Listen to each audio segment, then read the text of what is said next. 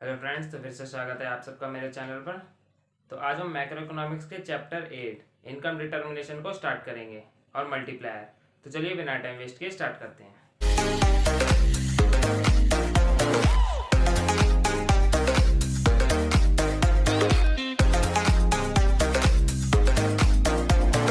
तो income determination के लिए हमें पहले इक्विलिब्रियम लेवल फाइंड करना पड़ेगा, क्योंकि जब हम इक्विलिब्रियम में होंगे तभी हमें वो इनकम मिलेगी। ठीक है, तो हमारी इसमें दो अप्रोच हैं। पहले हमारी आती है AD approach, ADS approach. AD equals to AS. AD क्या है? Planned spending equals to planned output. ठीक है, फर्म जितना प्रोड्यूस कर रही है इकोनॉमी में, ठीक है, पर्टिकुलर फर्म की बात नहीं करते हैं, हमारी पूरी इकोनॉमी में जो फर्म प्रोड्यूस कर रही है वो एक्सपेक्टेड स्पेंडिंग के बराबर होना चाहिए।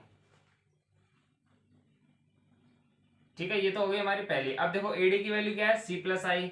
एएस की सी प्लस एस, यहां से सी और सी कट जाएंगे तो आई इक्वल्स टू एस आई हमारी सेकंड अप्रोच।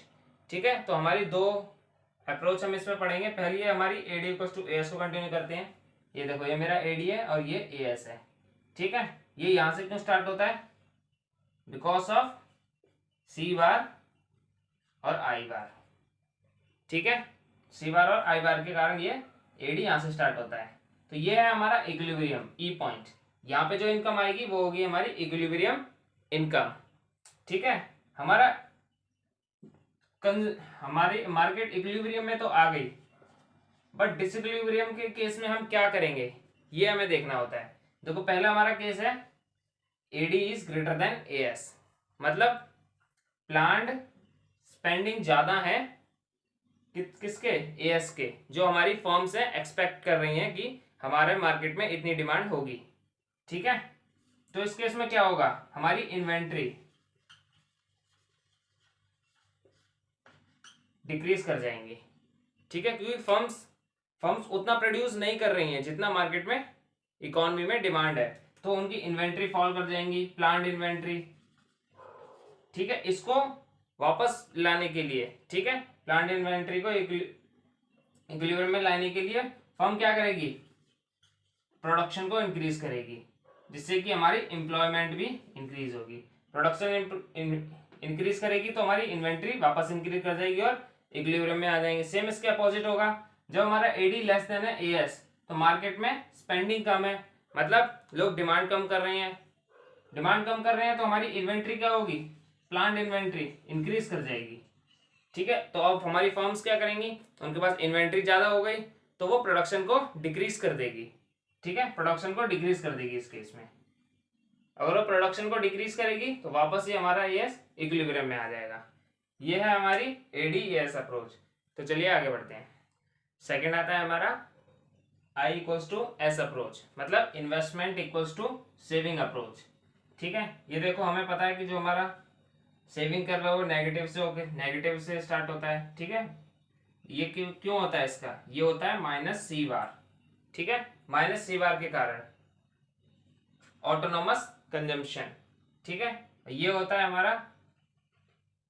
अब देखो इसमें कौन सा केस होगा? एस ग्रेटर देन वाई, पहला केस। यहाँ पे क्या है? सेविंग ज्यादा है इन्वेस्टमेंट से। अगर हमारी सेविंग ज्यादा हो रही है, ठीक है, तो हमारा कंजम्पशन कम हो रहा होगा। अगर मार्केट में जो हमारे कंज्यूमर्स है इकोनॉमी में हमारी सेविंग ज्यादा हो रही है तो लोग कम कंज्यूम कर रहे हैं, कम कंज्यूम करेंगे तो डिमांड भी कम होगी। अगर डिमांड कम है तो इन्वेंट्री जो है हमारी प्लांट इन्वेंट्री फर्म्स की वो इंक्रीज कर जाएगी। ठीक है, सेम वैसे ही होगा इसमें। प्लांट इन्वेंट्री अगर इंक्रीज कर गई है तो उसे वापस इक्विलिब्रियम में लाने के लिए क्या करेगी फर्म? प्रोडक्शन को डिक्रीज कर देगी। क्योंकि देखो सेम क्यों है? क्योंकि जो एस कर्व है, ठीक है, वो कहां से आया है? ये अप्रोच कहां से आई है? एडी इक्वल्स टू एएस से ही आई है। अगर आप डायग्रामेटिकली भी देखोगे तो ये हमारा है और यहीं से डिराइव होती है हमारी। ये देखो, ठीक है, यहीं से आते हैं हमारी ये वैल्यूज। तो ये है हमारा, सॉरी, कंजम्पशन कर्व से आती है। ये हमारा एडी कर्व हो गया। ठीक है, तो इसीलिए ये सारे ये हमारे होंगे सेम, इनके जो कंपोनेंट्स हैं। अगर एस ग्रेड कम है, सेविंग कम है, ठीक है, तो हमारी कंजम्पशन क्या हो? ज्यादा हो रही होगी। कंजम्पशन ज्यादा हो रही है मतलब मार्केट में डिमांड ज्यादा है गुड्स एंड सर्विसेज की, तो जो फर्म की जो प्लांट इन्वेंट्री है वो डिक्रीज कर रही है।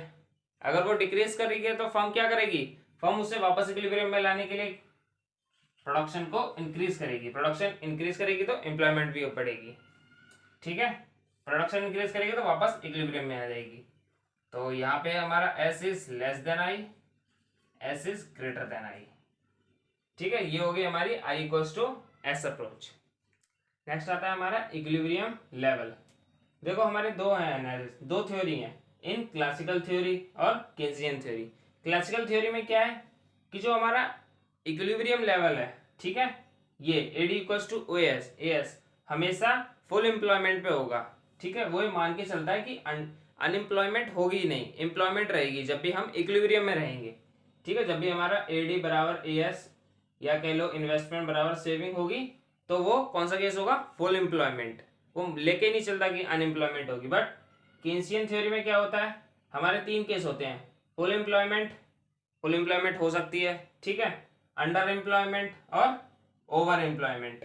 अब ये देखते हैं फुल एम्प्लॉयमेंट क्या होती है कि जो हमारी एडी और एएस बराबर होती हैं एट फुल एम्प्लॉयमेंट लेवल। ठीक है, मतलब जो बंदे काम चाह रहे हैं उन सबको काम मिल रहा है इसमें, ये देखो। ठीक है, यहाँ पे हमारी फुल एम्प्लॉयमेंट है। अंडर एम्प्लॉयमेंट में देखते हैं, ये हमारी फुल एम्प्लॉयमेंट लेवल है। ठीक है, हमको पता है एडी बराबर एएस पे हमारा जितना भी फर्म्स प्रोड्यूस करेंगी वो सारी डिमांड हो जाएगी, वो सारे सेल हो जाएंगी। ठीक है, लेकिन यहाँ पे ये यहाँ पर है, यहाँ सॉरी उल्टा बन गया,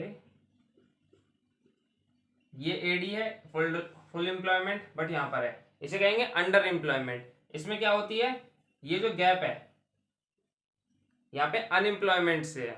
ठीक है, मतलब कुछ बंदे यहाँ पे ऐसे हैं जो काम करना चाहते हैं बट उन्हें काम नहीं मिल रहा है, वो ये केस है। अब ओवर एम्प्लॉयमेंट इक्विलिब्रियम, ये हमारा फुल एम्प्लॉयमेंट है बट हमारी जो एडी कर्व है वो इसके ऊपर हो गया। मतलब अब ये देखो, ये पॉसिबल नहीं होता है वैसे, क्योंकि देखो हमारे पास जो कैपेसिटी है लेबर की वो इतना प्रोड्यूस कर सकती है, लेकिन ये पॉसिबल नहीं है क्योंकि हमारे पास जो लेबर है वो इतना प्रोड्यूस कर ही नहीं सकती है यहाँ पे। ठीक है, तो ये क्या प्रेजेंट करता है हमें, यहाँ पे हमारे प्राइस इंक्रीज होते हैं, इन्फ्लेशन के कारण आता है AD above full employment AD क्या इन्फ्लेशन,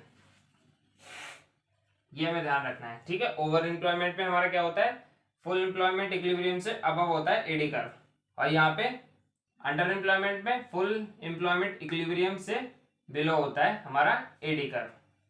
ठीक है, ये हमारा एक्चुअल, ये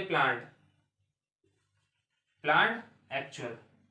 ठीक है, तो ये हो गया हमारा इक्विलिब्रियम लेवल्स। तो चलिए आगे बढ़ते हैं। नेक्स्ट आता है हमारा इन्वेस्टमेंट मल्टीप्लायर। ये मैं बताता है कि जब हमारी इन्वेस्टमेंट इंक्रीज करेगी तो हमारी इनकम कितनी इंक्रीज करेगी। डेफिनेशन देखो, multiplier is the ratio of increase in national income due to a increase in investment. Investment के इंक्रीज होने के कारण हमारी इनकम कितनी इंक्रीज होगी, देख लो यहाँ पे mathematically, y equals to C plus I. ठीक है, वैसे यहाँ पे AD equals to C plus I होता है बट इक्विलिब्रियम लेवल पे हमारा एडी इक्वल्स टू एस होता है, और एस क्या है हमारा y। तो यहाँ पे देखो y किस पे डिपेंडेंट है, सी प्लस आई पे। अगर आई इंक्रीज करेगा तो y भी इंक्रीज करेगा। ठीक है, तो हमें मल्टीप्लायर बताता है वो कितना इंक्रीज करेगा। ठीक है, मान लो चेंज इन आई हमारा 4000 और चेंज इन वाई हमारा 16000, तो मल्टीप्लायर कितना हुआ 4। ठीक है, मतलब अगर हमारी इन्वेस्टमेंट 1 यूनिट इंक्रीज करती है तो हमारी इनकम 4 मल्टीपल में इंक्रीज करेगी। ठीक है, मैथमेटिकल रिलेशनशिप देख लो इसमें, अगर हम इसको change in Y change in C upon change in I, change in Y से डिवाइड कर दें, change in Y upon change in Y equals to change in C upon change in Y plus change in I upon change in Y, ये हो जाएगा 1 equals to, ये क्या है MPC plus 1 upon के। ठीक है, इसको हम लिख सकते हैं ऐसे 1 upon change in Y upon change in I. ठीक है, ये हो गया हमारा मल्टीप्लायर। अब इसको इधर ले जाओ, ये इधर आ जाएगा, तो 1 अपॉन के इक्वल्स टू 1 1 माइनस MPC, ठीक है, के उधर ले जाओगे 1/1 माइनस MPC। तो यहाँ पे जो के की वैल्यू, के का रिलेशनशिप MPC से भी हमने निकाला, ठीक है। तो अब देखो जब हमारा MPC बढ़ता है, MPC ज्यादा है तो हमारे के की वैल्यू ज्यादा होगी, क्योंकि MPC हमें क्या बताता है, बढ़ी हुई इनकम का, ठीक है, हम कितना कंज्यूम करेंगे। अगर हम बढ़ी हुई इनकम का ज्यादा कंज्यूम करेंगे तो हमारे के की वैल्यू ज्यादा होगी, ठीक है। सेम इसके अपोजिट, अगर हमारा MPC कम है तो के की वैल्यू भी कम होगी। तो यहाँ पे MPC और मल्टीप्लायर में डायरेक्ट रिलेशन है। सेम इसके अपोजिट, अगर MPC की बात करें 1/MPS की बात करेंगे, 1 माइनस MPC क्या होता है, MPS। इनमें होता है हमारा इनवर्स रिलेशनशिप। यहाँ पे भी देख सकते हो, अगर हमारा MPS ज्यादा है तो मल्टीप्लायर की वैल्यू कम होगी, क्योंकि लोग अब सेव ज्यादा कर रहे हैं, ठीक है, चेंज इन इनकम का सेव ज्यादा करेंगे तो मल्टीप्लायर की वैल्यू कम होगी। सेम इसके अपोजिट, अगर सेव कम करेंगे तो मल्टीप्लायर की वैल्यू ज्यादा होगी, ठीक है। तो ये हो गया हमारा इन्वेस्टमेंट मल्टीप्लायर। तो चलिए आगे बढ़ते हैं। नेक्स्ट आता है हमारा वर्किंग ऑफ मल्टीप्लायर, ठीक है। जो हमारे मल्टीप्लायर की वर्किंग देख लेते हैं हम। हमें देखो MPC दे रखा है 0.9, मतलब हम बढ़ी हुई इनकम का 90% कंज्यूम कर लेंगे, ठीक है। राउंड 1 में देखो हमारी चेंज इन इन्वेस्टमेंट 100 है, चेंज इन वाई 100 होगी, ठीक है। तो 100 का 90% हम कंज्यूम करेंगे और 10% सेव करेंगे इसके अकॉर्डिंग, क्योंकि यहाँ पे MPS कितना हो जाएगा 0.1, 10%, ठीक है। अब देखो हमने जितना कंज्यूम किया, मान लो 90% हमने कंज्यूम कर लिया, 10% सेव कर लिया, सेव हमने कर लिया, तो ये तो वापस आ गया पैसा। अगर हमने इसको मार्केट में कंज्यूम किया है तो पैसा वापस मार्केट में चला गया, तो किसी ना किसी की इनकम बढ़ेगी उतना ही। तो चेंज इन इनकम कितना होगा 90, ठीक है। तो अब हम इसका 90% कंज्यूम करेंगे 81 और 10% सेव करेंगे। सेम वही प्रोसेस होगा, हमने कंज्यूम कर लिया तो ये किसी ना किसी की इनकम है तो वो चेंज इन इनकम में आ जाएगा 81, ये हो गया हमारा। फिर 90% दोबारा कंज्यूम करेंगे बंदे और 10% सेव करेंगे, ऐसे ये प्रोसेस चलता रहेगा, ठीक है। अब हम यहाँ की, ये तो हमारा सेम रहेगा चेंज इन इन्वेस्टमेंट। अब हम ये वैल्यू चेक कैसे करेंगे, सबसे पहले हम मल्टीप्लायर की वैल्यू फाइंड करते हैं। 1 माइनस MPC, MPC हमारा 90% है, 10% आएगा 1/10, सॉरी 0.1, तो के की वैल्यू आ गई 10, ठीक है। तो मल्टीप्लायर हमारा आया 10, तो ये कितना होगा 1000, ये होगा 900, ये होगा 100, ठीक है। तो देखो मल्टीप्लायर से हमें पता चला, जब हमारी इन्वेस्टमेंट चेंज हो रही है तो हमारी इनकम कितनी चेंज होगी 1000 से, कंजम्पशन 900, सेविंग 100, ठीक है। तो ये हो गया हमारा। और देखो जैसे अब हमें के यहाँ मिल गया, change in Y upon change in I. अगर हमें आई की वैल्यू दे रखी है 100 तो हम यहाँ से निकाल सकते हैं, ये 10 है, ये 100, चेंज इन वाई कितना आ गया 1000, ठीक है।